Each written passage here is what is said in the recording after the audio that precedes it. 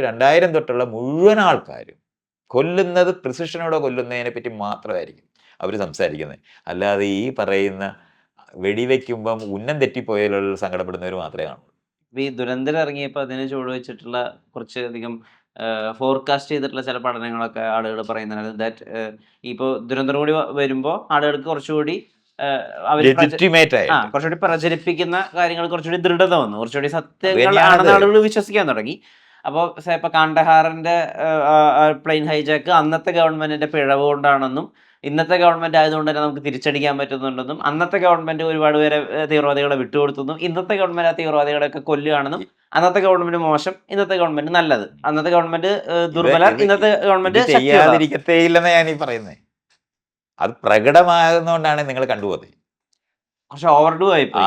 അല്ല, അത് പ്രകടമായി കാണുന്ന, നിങ്ങൾ പ്രകടമായി പറയാനായിട്ട് കാണുന്ന തരത്തിൽ അവർ ചെയ്യുന്നതിൽ അതിനുപോലും ഉളുപ്പില്ലാതായി മാറി എന്നുള്ളതാണ്. അത് നമ്മളങ്ങനെ മനസ്സിലാക്കിയാൽ മതി. പക്ഷേ രാമായണ മഹാഭാരതം കാണിച്ചിട്ടാണ് ഈ BJP ഉണ്ടായെന്നുള്ള കാര്യം നമുക്കറിയാമല്ലോ. അത് അങ്ങനെ തന്നെ മനസ്സിലായാൽ മതി. സീരിയലിലെ കാര്യമല്ലേ പറയുന്നത്? സീരിയൽ തന്നെ വളരെ കൃത്യമായിട്ട് ഹിന്ദുക്കളെ ഉണ്ടാക്കിയ സാധനമാണത്. അല്ല, അത് വെറും കഥയല്ലല്ലോ. വിളക്കൊക്കെ കത്തിച്ചിട്ടല്ലേ സ്ത്രീകൾ പോയി അതിന് മുന്നേ ഇരുന്നിട്ടുള്ളത്. നമ്മൾ വെറുതെ ആലോചിച്ചാൽ മതി. സ്വാധീനിക്കാൻ പറ്റത്തില്ല എന്നൊക്കെ ഇവർ ഈ പറയുന്ന സമയത്ത് ഞാൻ പറഞ്ഞില്ല, ഫിലിം ഇൻഡസ്ട്രി എന്ന് പറഞ്ഞ് ഈ പറയുന്ന സാധനം വളരെ അതൊരു ശുദ്ധ അസംബന്ധമാണ്. അല്ല, അപ്പൊ അത് ചേർത്ത് വെച്ചിട്ട് ഞാൻ ചോദിക്കാൻ ഉദ്ദേശിക്കുന്നത്, ഇപ്പോൾ പറയുന്നുണ്ടല്ലോ 2035 വരെ അല്ലെങ്കിൽ 2040 വരെയൊക്കെ ഇനി BJP മാറ്റമില്ലാതെ തുടരും. അപ്പോൾ ഈ BJP ഇനി മാറ്റമില്ലാതെ തുടരണമെങ്കിൽ അമിത്ഷായ്ക്ക് ശേഷമോ അല്ലെങ്കിൽ മോദിജിക്ക് ശേഷമോ ഒക്കെ വേറൊരാൾ വരണം എന്നുള്ള രീതിയിലൊക്കെ സംസാരങ്ങൾ വരുന്നുണ്ട്. അപ്പം ഈ പ്രൊപ്പഗൻഡയൊക്കെ ചെന്നെത്തുന്നത് അങ്ങനത്തെ ഒരു എൻഡ്ലെസ് ആയിട്ടുള്ള ഒരു BJP ഗവൺമെന്റിലേക്കാണോ? ഞാൻ പറയാം, സെൻട്രൽ ഇന്ത്യ എന്ന് പറയുന്ന, നമ്മൾ ഇന്ന് പറയുന്ന വടക്കേ ഇന്ത്യ എന്ന് പറയുന്നത് വേറൊരു രാജ്യമാണ്. അത് പണ്ടേ അങ്ങനെ തന്നെയാണ്.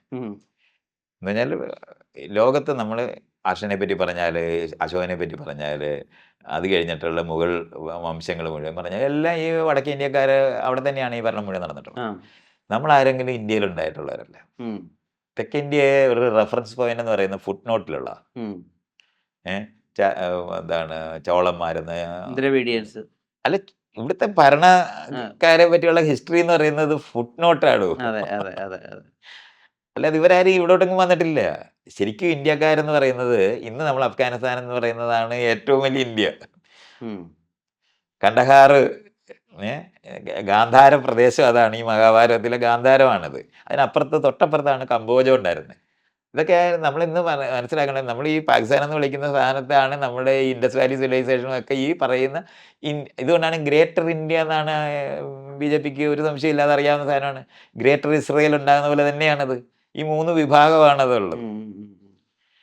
അമേരിക്കയിലെ ട്രംപിൻ്റെ ആൾക്കാരും നേതന്യാഹുവിൻ്റെ ആൾക്കാരും മോദിയുടെ ആൾക്കാരും ഒരൊറ്റ ടീമാണ്. അവരൊരു അച്ചുതണ്ടായി കഴിഞ്ഞിട്ടുണ്ട്. ഇതുകൊണ്ടാണ് ഇറാൻ വാറിന് തൊട്ട് മുമ്പ് ഇയാളവിടെ പോകുന്നത്, മോദി അവിടെ പോകുന്നത്. അവിടെ പോയി നേതന്യാഹുവിനെ കെട്ടിപ്പിടിച്ചതിൻ്റെ പിറ്റേന്നല്ലേ യുദ്ധം തുടങ്ങുന്നത്. ഇതൊക്കെ നമ്മളത് കാണാതിരുന്നുകൂടാ. ആ ഏരിയകളൊക്കെ കാണുന്നത്. ഞാനിത് സിനിമയെ പറ്റി പറയുമ്പോൾ അവരത് വളരെ ബിൽഡ് ചെയ്തുകൊണ്ടിരിക്കുന്ന ഒരു സാധനം. ഇപ്പം ഇയാൾ പറഞ്ഞല്ലേ BJP 35-40 പേരെ ഭരിക്കും എന്ന് പറയുന്ന ആശയം പ്രചരിപ്പിച്ച് നോർമലാവും. അപ്പോൾ നമുക്ക് അത്ഭുതമില്ല. അത് നമ്മളെല്ലാവരും പറഞ്ഞുകൊണ്ടിരിക്കും. ചിന്ത നമ്മളിലേക്ക് ഇൻസ്പെക്ട് ചെയ്യും. അതുകൊണ്ടാണ് ഇപ്പം ഈ നമുക്ക് കൃത്യമായിട്ട് കാണാൻ പറ്റുമല്ലോ, ഈ സൗത്ത് ഇന്ത്യ എന്ന് പറയുന്നത് അവർക്കൊരു തടസ്സമായിട്ടാണ് അവർ അനുഭവിക്കുന്നത്. ഇതുകൊണ്ടാണ് ആ 500 എന്നുള്ളത് 800 ആക്കാൻ പോകുന്നത്, പാർലമെന്റ് ഉണ്ടാക്കാൻ പോകുന്നത്. അത് ഉണ്ടാക്കുവാണെങ്കിൽ BJP തന്നെ തുടരും എന്നുള്ളതിന് നമുക്ക് സംശയം. ഇന്ത്യ മുഴുവനും വരത്തില്ലല്ലോ. ഇന്ത്യയിലോട്ട് നമ്പർ കൂടത്തില്ല. താഴോട്ട് നമ്പർ കൂടുക എന്ന് പറഞ്ഞാൽ വളരെ കുറച്ചാണ്. കേരളത്തിൽ 20 30 പറയുന്നത്. അത് പരമാവധിയാണ്.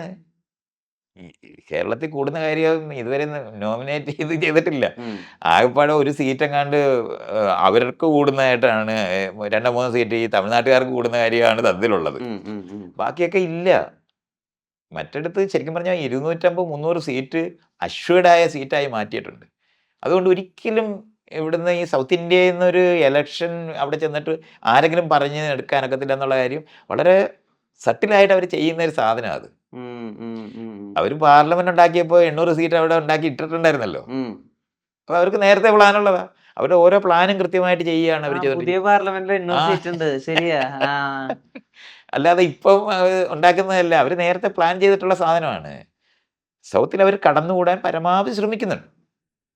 അത് നമ്മളെല്ലാം പക്ഷെ അനുഭവിക്കുന്നുണ്ട്. അങ്ങനെ ഇപ്പൊ ഇവിടുത്തെ ലോക്സഭാ സീറ്റുകൾ കൂട്ടിക്കഴിഞ്ഞാൽ അവർക്ക് എങ്ങനെയാ കേറാൻ പറ്റുക? അപ്പോഴും ഈ ചിന്ത നിലനിൽക്കുമല്ലോ. ഇല്ലെന്ന് ബിജെപി വിരുദ്ധത. വടക്കേ ഇന്ത്യയിലെ ജനതയെ പശുവിന്റെ വാലയിലാക്കിയിട്ട് കഴിഞ്ഞിട്ടുണ്ട്. അവരായിരുന്നു നേരത്തെ തന്നെ. ആ. അവരെ അത് കോർഡിനേറ്റ് ചെയ്ത് അവർക്ക് അവരെ കൊണ്ടുവരാൻ കഴിഞ്ഞിട്ടുണ്ട്. ആ. അതുകൊണ്ട് അവർക്ക് ആ ഞാൻ ലെവലിൽ സൗത്തിലത്തെ കാര്യം ഞാൻ ചോദിക്കുന്നത്. സൗത്ത് തടസ്സമായിട്ട് നിൽക്കുന്നത്. അവരുടെ നമ്പർ കൂട്ടാതിരിക്കാൻ നോക്കുക എന്നുള്ളതാണ് അവർ ചെയ്യുന്നത്. ഉം. അപ്പൊ ഇവിടുന്ന് മുഴുവൻ പേരെ എത്ര പേരെ എലക്ട് ചെയ്ത് അവിടെ ചെന്നാലും ശരി, ഭൂരിപക്ഷം ഒരിക്കലും കിട്ടത്തില്ല. ഓ, അല്ലാണ്ട് ഇവിടെ സീറ്റ് പിടിക്കുകയല്ല അവരുടെ. അത് ചെയ്യും. അതവര് ചെയ്യും. അതിനവര് ശ്രമിച്ചോണ്ടിരിക്കും. എന്നാലല്ലേ ഇന്ത്യക്കാരാകാനൊക്കത്തുള്ളൂ. ആ, ആ, ആ. പക്ഷെ ഹിന്ദി പറയണമെന്ന് നമ്മുടെ അടുത്ത് ആവശ്യപ്പെടുമ്പോൾ വടക്കേ ഇന്ത്യക്കാരായി പോവല്ലോ. നമ്മൾ കൃത്യമായിട്ട് മനസ്സിലാക്കേണ്ടതാണ്. പണ്ട് ഇംഗ്ലീഷുകാർ ഇതുപോലെ നമ്മളെ ടോർച്ചർ ചെയ്ത് ഇംഗ്ലീഷ് പഠിപ്പിച്ചാണ് നമ്മളെല്ലാവരും ഇംഗ്ലീഷ് പറയുന്നവരായ. യെസ്. അതേപോലെ തന്നെ നമ്മൾ ഇനിയിപ്പോൾ ഇതേപോലെ തന്നെ വടക്കേ ഇന്ത്യക്കാർ നമ്മളെ ഹിന്ദി പഠിപ്പിച്ചേ അടങ്ങത്തുള്ളൂ എന്നുള്ളതാണ് അവസ്ഥ. വടക്കേ ഇന്ത്യ ഭരിക്കുന്ന ഒരു ഇന്ത്യയെ ഈ കോൺഗ്രസ് ഭരിച്ച കാലം തൊട്ട് ഉണ്ടായിട്ടുള്ളൂ. തെറ്റായിട്ട് ധരിക്കണ്ട. പക്ഷേ അതിനകത്ത് ഒരു ഫെഡറൽ സ്റ്റേറ്റുകളുടെ ഒരു യുക്തിക്കകത്തേക്ക് കൊണ്ടുവരാൻ നമുക്ക് ഇതുവരെ കഴിഞ്ഞിട്ടില്ല. നമുക്ക് പഞ്ചായത്ത് ഉണ്ടാക്കി ഒരു ജനാധിപത്യപരമായ ഒരു സമൂഹം രൂപപ്പെടുത്താൻ കഴിഞ്ഞിട്ടില്ല. ഖാപ്പ് പഞ്ചായത്താണ് വടക്കേ ഇന്ത്യയിൽ ഇപ്പോഴും നിൽക്കുന്നത്. 2000 കൊല്ലം മുമ്പുള്ള ജാതി പഞ്ചായത്താണ് നിൽക്കുന്നത്. അതിനെയാണ് പഞ്ചായത്ത് എന്ന് ഇപ്പോഴും പറഞ്ഞുകൊണ്ടിരിക്കുന്നത് അവിടെ. നമുക്ക് മാത്രമാണ് ഈ ഇത്തരത്തിലുള്ള ഇലക്ഷനും സാധനവും. അവിടെ ഇലക്ഷൻ എന്ന് പറഞ്ഞാൽ കൃത്യമായിട്ട് ആര് നിൽക്കണമെന്ന് ആര് ജയിക്കണമെന്നുള്ള എല്ലാവർക്കും അറിയാം. അവിടെ ഗ്രാമമുഖ്യനൊക്കെ ഇപ്പോഴും ഉണ്ടല്ലോ. അതുകൊണ്ടാണ് ആ ഗ്രാമമുഖ്യൻ എന്ന് പറയുന്നത് 2000 കൊല്ലം മുമ്പുള്ള ജാതിയാണത്. അതിനകത്തൊന്നും നമുക്ക് സംശയം വേണ്ട. ഈ പഞ്ചായത്ത് എന്നുള്ള വാക്ക് നമുക്ക് ശരിക്കും പറഞ്ഞാൽ അപമാനകരമായ ഒരു വശം അതിനുണ്ട്. ജാതി പഞ്ചായത്താണ് നിൽക്കുന്നത്. ജാതി എന്ന് പറഞ്ഞാൽ കാപ്പ് പഞ്ചായത്ത് എന്ന് അതിന് പറയുന്നത്. അത് ഇന്ന് തുടങ്ങിയതല്ല. എന്തോ ജനാധിപത്യം നടക്കുമായിരുന്നു നമുക്ക് തോന്നുന്നു. ആളുകൾ തമ്മിൽ ഒന്നിച്ചു കൂടിയിരുന്ന കാര്യം തട്ടായിട്ട് ഇരുന്നിട്ടാണ് ഈ ജനാധിപത്യം അവിടെ നടന്നിട്ടുള്ളത്. ഗ്രാമ മുഖ്യൻ ആരാന്ന്, ആ മുഖ്യന്റെ ചുറ്റിനും ആരായിരിക്കേണ്ടതെന്ന്, അത് കഴിഞ്ഞിട്ട് ആരായിരിക്കേണ്ടതെന്ന്, അത് കഴിഞ്ഞ് ആരായിരിക്കേണ്ടതെന്നുള്ള വളരെ കൃത്യമാക്കി പഞ്ചായത്ത് ആയിരുന്നത്. അതവിടെ ജനാധിപത്യമൊന്നുമില്ല. ഇതൊക്കെ നമ്മൾ അറിയേണ്ടത്. ഗ്രാമത്തിൽ നടക്കുന്ന അവിടെ ചർച്ച ചെയ്ത് തീരുമാനിക്കുന്നതാണ്. അവിടെ ആൾക്കാരെ എറിഞ്ഞു കൊല്ലുന്ന സ്ഥലമായിരുന്നത്. എക്സ്കമ്മ്യൂണിക്കേറ്റ് ചെയ്യുന്ന സ്ഥലമായിരുന്നു. അടിക്കാനും ഒക്കെ അവിടെ വെച്ച് ശിക്ഷ കൊടുക്കുക വളരെ ഡയറക്റ്റ് ആയിട്ട് നടന്നിരുന്നതാണ്. നമുക്ക് അവിടെ നീതിപൂർവ്വം നടക്കേണ്ട ജനാധിപത്യപരമായ ഭരണഘടനാപരമായിട്ടുള്ള തുല്യതയുള്ള സമൂഹത്തിന്റെ പഞ്ചായത്ത് ഉണ്ടാകുന്നതിനെ പറ്റിയാണ് നമ്മൾ സംസാരിക്കുന്നത്.